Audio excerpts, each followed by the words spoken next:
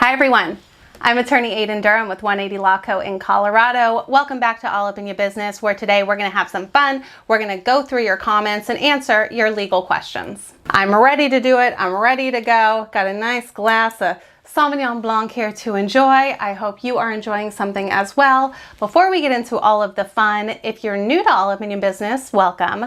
Please subscribe if you haven't already. You can click that little bell so you get notified anytime I post a new video, and make sure you check the description for links to additional information and resources, okay?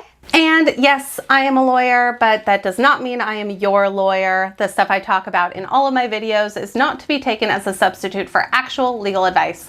If you need help with any legal situation, you should consult with a lawyer who's licensed in your state. All right, now let's get into it and go through your comments and answer your legal questions. All right, first one off the bat is a fun trademark question, of course. Do I need to trademark a symbol and the name separately?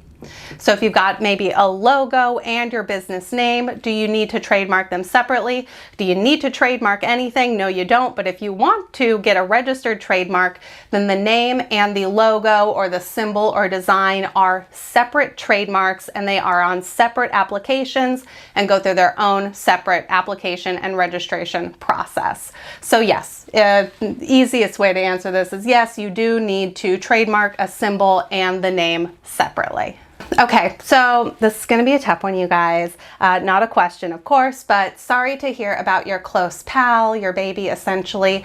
If you follow me on social media, like on Instagram, if you don't, you should do so now at All Up in Your Business. Anyway, if you follow me on social media or if you're on my email list, you've probably already heard that sadly I did have to say goodbye to my sweet baby boy Rocky a few weeks ago. If you have watched any of my videos, it's a very good chance that you've seen Rocky walking around in the background or doing funny stuff, and he was a staple in a lot of my videos. He was a really old guy, and arthritis and stuff just got to be too bad. So a few weeks ago I had to make the impossible decision to,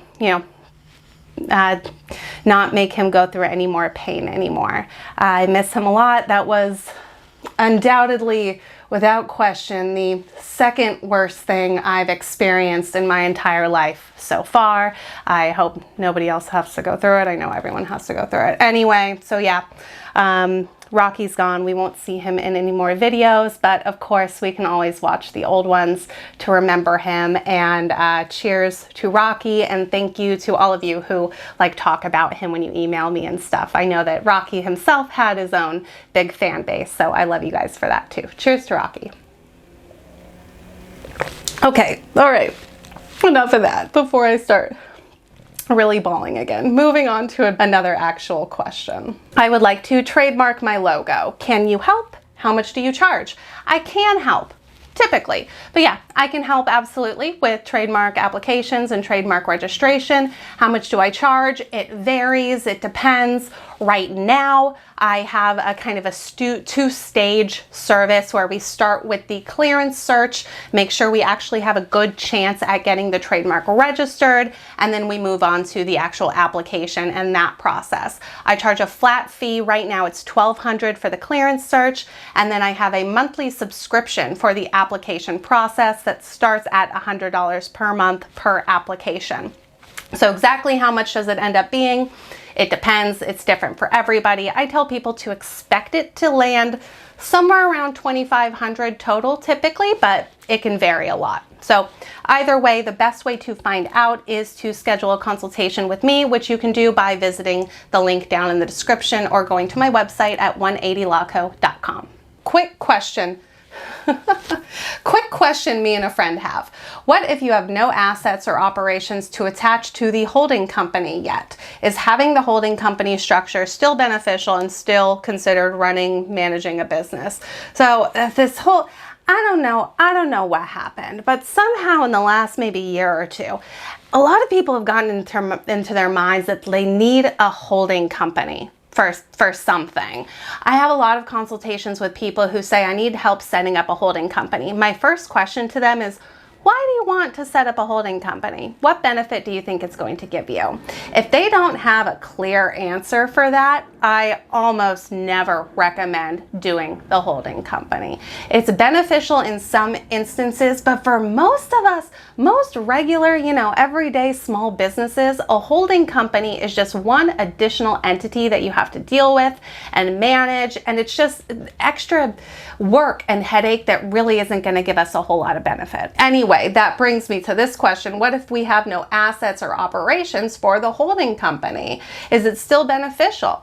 No. If you don't have any use for the holding company, what benefit do you think it's really going to provide? Don't bother with a holding company unless you know what the benefit is that you're going to be getting with it. That's the easiest thing I can say. Okay, all right, let's just maybe move off of the whole holding company thing for a while.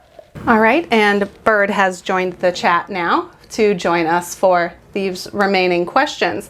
Next one is, how do I fund my LLC using members only? Do I just put the money in my own account? I'm not sure what you mean by using members only, but how do I fund my LLC? Do I just put money in the account? Yeah. That's pretty much it.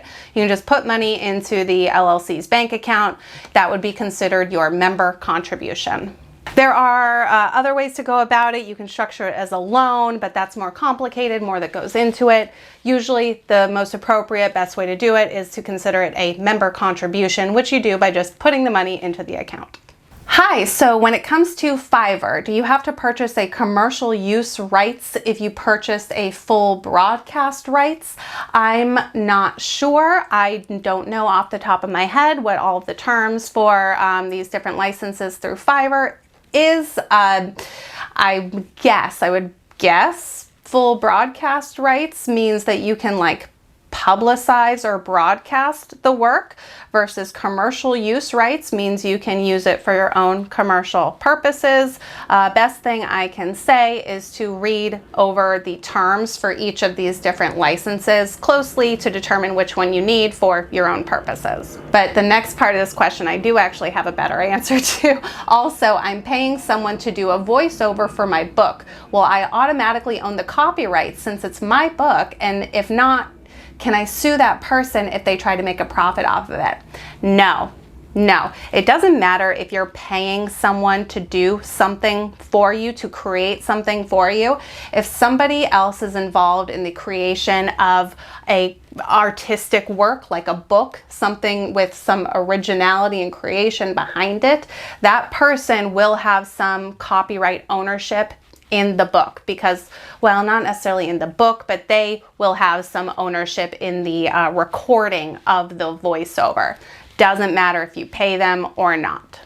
It does kind of matter if they're your employee. That makes a difference. But if it's someone you hired off of Fiverr, doesn't matter if you paid them or not. What you can do if you don't want them having any kind of ownership over it, you want to make sure that they assign or transfer all of their copyrights in it to you. That way, if they do then go, maybe broadcast the voiceover recording, if they make a profit off of it or something, you have something clear saying that they transferred or assigned or otherwise gave all of their ownership and rights in the recording to you. Ooh, a fun YouTube question. I love these. Okay. Hi, what about YouTube channel trademark registrations? What would happen if I chose a name that had been registered by someone else? Would it be a problem even if we are not in the same country? Thank you. Love your channel, by the way. Thank you. Always explain things in a very easy to understand way. Thank you so much. I love that. So what about a YouTube channel trademark registration? Trademark registrations for YouTube channel names work exactly the same way as any other trademark registration. I have a trademark registration, of course, for All Up in Your Business, for my videos, my continuing education program about business and intellectual property, something like that. I don't know exactly what the description is, but yeah, I have a trademark registration for All Up in Your Business. What would happen if I chose a name that had been registered by someone else? Nothing exactly. If someone else has a trademark registration though for the name that you use for your YouTube channel, and if their registration is for something related to your YouTube channel, videos, education, something like that, then their registration would most likely prevent you from getting a registration for your YouTube channel name. But like if you're not trying to apply for a registration, then like nothing really happens if someone else already has a registered trademark. Would it be a problem if we're not in the same country? If they don't have a trademark registration in the US, then yeah, that's not a problem. If they're in a different country but they have a US trademark registration, same rules apply. It's still going to potentially block the registration of your YouTube name if it's confusingly similar. So if you want to get a trademark registration for your YouTube name, you can absolutely do so, but of course you want to make sure there are no other conflicting marks that are already registered that might get in the way of that. If I have a product that doesn't exist and can't be trademarked or patented, could I take a picture of it and have a copyright of it? I have a copyright of it. With the idea no one could post pictures on Amazon with a competing product because I have a picture of a design that is copyrighted. I see what you're trying to do here, but no, that's not going to accomplish what you're hoping it will accomplish. If you've developed a new product or something, ideally you would be able to get a patent for it. If that isn't an option, trademark isn't going to protect a product itself. Trademarks apply to brand indicators. So the name of the product would be a trademark, but the product itself you can't protect with trademarks. Taking a picture of it, you would have a copyright in the picture, in the actual picture itself. So no one else, let's say on Amazon, would be able to sell that product using that specific picture that you took. But the picture doesn't protect, the copyright in the picture doesn't protect the subject of the picture. Taking a picture of your product, again, the picture is protected by copyrights. The product is in no way protected by copyrights in that instance. So no, I'm afraid you can't. Sorry. Okay, well, now this one's just rude. Bird, would you look at this? Unsubscribing. Can't stand the cat. What kind of a-hole can't stand a sweet little baby bird like this? That's crazy. Well, to you, sir or madam, I say, you know, this isn't the right channel for you then. If you don't like cats, I don't think we can be friends. But like most of my channel is like trademarks and cats. So, you know, bye-bye. It's rude, Bird. What do you think about that? I don't like that. I don't like that comment. I don't like it at all. All right, last question, you guys. We're almost done.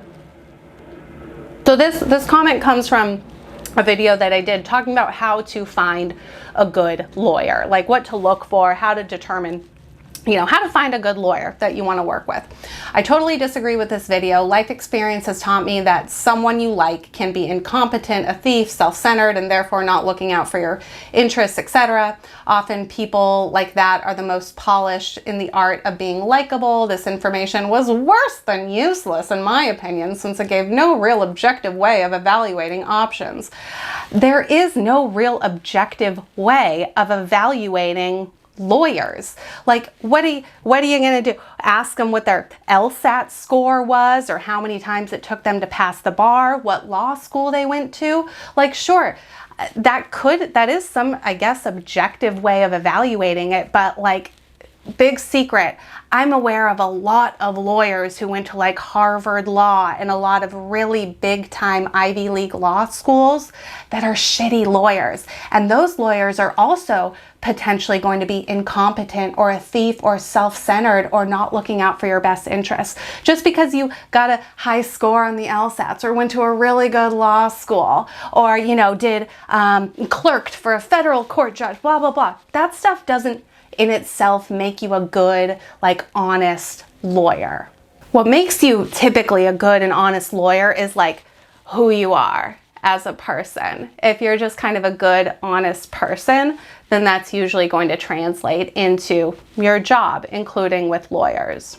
So like, Okay, if you want to go off of what their GPA is or whatever, like if you want to use those factors to evaluate who the right lawyer is for you, that's fine. But likely what you're going to find is, oh, well, this person went to this school, this person went to this school also, and like they do this really specific area of law, which is actually what I need. And this person, well, something else is missing there. Ultimately, like the big things that it comes down to, can the lawyer help you with what you need, and will you like working with that lawyer? Because most likely you're going to be working very closely with this person. They're going to be very involved in your life. And so like I said on that video, if you don't like them, the experience isn't going to be good, even if like they went to a really good law school or something.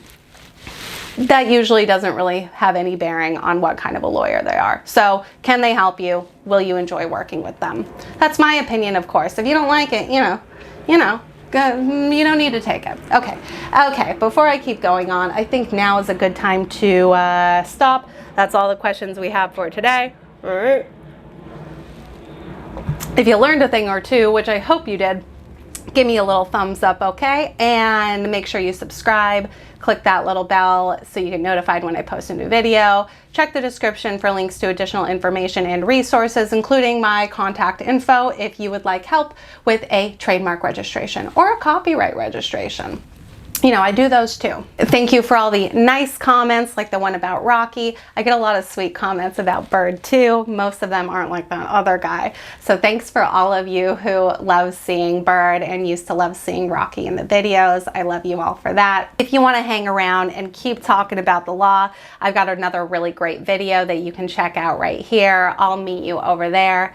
Thank you so much for watching. I'm Aiden Durham, and I'll see you next time. Can you believe that? Can you believe that guy? What doesn't like a tiny bird? Who doesn't like a teeny tiny bird?